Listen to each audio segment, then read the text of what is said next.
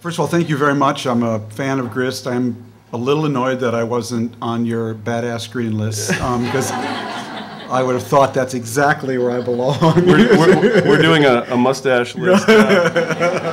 Basically, I'm reframing the Hot, Flat, and Crowded in light of what happened in the last year.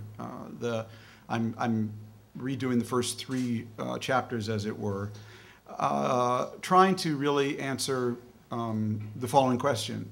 Was it an accident that Citibank, Iceland's banks, and the ice banks of Antarctica all melted at the same time?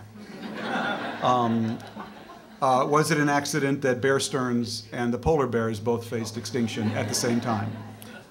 And the answer for me is no. And so really what I'm trying to do is connect the economic crisis with the environment and ecological crisis. And the argument is very simple. I believe what the Great Recession represents, if that's what we can call this economic moment, is that both the market and Mother Nature hit the wall at the same time. I think that's what is the import of this moment. And what they said, I think simultaneously to us, is that we had created a system for growing our standards of living that we could not pass on to our kids. I think that's what this moment is. This moment is our warning heart attack. And the reason, and what the two have in common, the economic crisis and the ecological crisis, the reason that Iceland's banks and Citibank and the ice banks of Antarctica all melted at the same time, is that we're basically using the same accounting in both worlds. We are allowing people to massively underprice risk, to privatize gains, and socialize losses. We did it in the financial world by allowing AIG to sell credit default swaps without having the real collateral behind them if the credits actually defaulted, to privatize the gains of that, and then to socialize the losses onto taxpayers when the credits indeed did default. And in nature, we've allowed people to massively underprice the risk of carbon molecules in the atmosphere, the equivalent of credit default swaps, to privatize the gains from emitting that carbon, and then to socialize the losses by charging them all on our kids' Visa cards.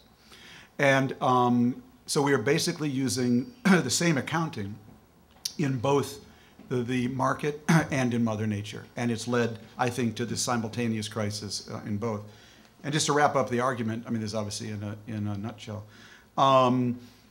I think the answer to both is actually sustainability. Call it sustainable globalization, call it sustainability. That we both need the values of sustainability in the marketplace and the values of sustainability, obviously, in the natural world. What got us into this trouble, it seems to me, in the market is that we were basing our activity on what bankers would call two simple values, IBG and YBG. I'll be gone and you'll be gone. That people who sold mortgages to people who never should have sold them, people who bought mortgages who never should have bought them, people who bundled mortgages who never should have bundled them, people who rated mortgages who never should have rated them, people who sold the bundles who never should have sold them. We're all basically acting on the principles of I'll be gone or you'll be gone. But in fact, YBH, you'll be here. We'll all be here. And therefore, it seems to me that and again, the sort of meta argument is here. We've gone from the greatest generation, our parents' generation, to what I call in the book the grasshopper generation, an idea I got from Kurt Anderson.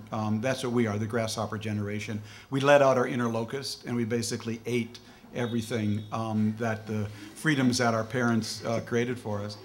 And as a result, we need to be, we and our kids, the regeneration. And so we're going from the greatest generation through the grasshopper generation to the regeneration. And what freedom was to our parents' generation, sustainability has to be to the regeneration.